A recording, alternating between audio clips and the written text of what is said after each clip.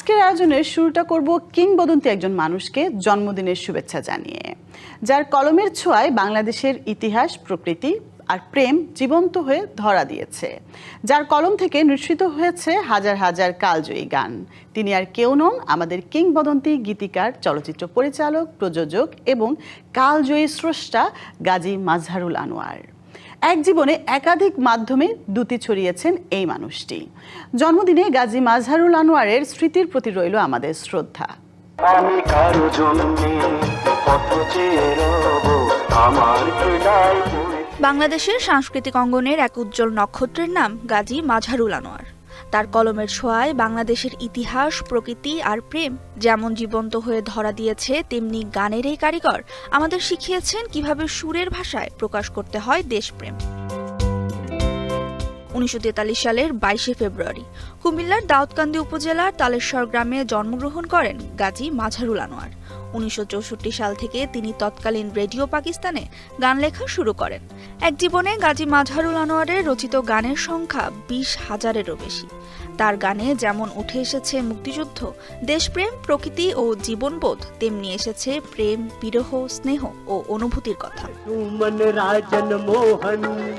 বন্ধু আমরা তিনজন, ভালোবাসার জিঞ্জিরে বাঁধা আমাদের জীবন। 1962 সালে মেডিকেল কলেজে পড়ার সময় গাজী মাজহারুল আনোয়ার লিখেছিলেন প্রথম গান বুঝেছি মনের বনের রং লেগেছে, নাজমুল হুদা বাচ্চুর সুরে, যে গানে কণ্ঠ দেন ফরিদা ইয়াসমিন। 1964 সালে রেডিও পাকিস্তানে গান লিখে 50 টাকা আয়ের মাধ্যমে পেশাদার গীতিকার হিসেবে জীবন শুরু। তারপর 1965 সালে চলচ্চিত্রে যুক্ত হওয়ার পর চিত্রনাট্য, গান, সংলাপ ও কাহিনী রচনা শুরু করেন গাজী মাজহারুল আনোয়ার।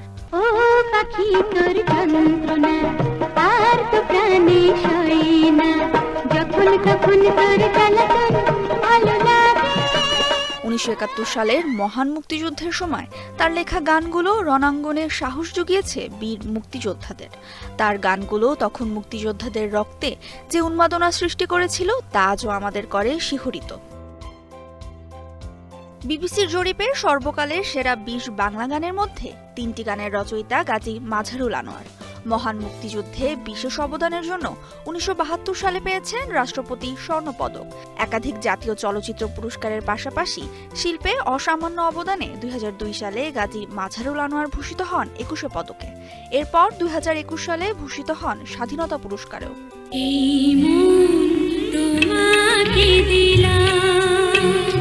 2022 সালের 4 সেপ্টেম্বর লাইট, ক্যামেরা, অ্যাকশন আর সুরের ভুবনকে বিদায় জানান বাংলা সংস্কৃতির এই কিংবদন্তি। মৃত্যু নামের সত্যে পৃথিবীর মায়া ত্যাগ করলেও গীতিকবি, চলচ্চিত্র পরিচালক, প্রযোজক এবং চিত্রনাট্যকার হিসেবে বাঙালির হৃদয়ে অনন্তকাল বেঁচে থাকবেন একজন Gazi Mazharul Anwar. TBC news desk.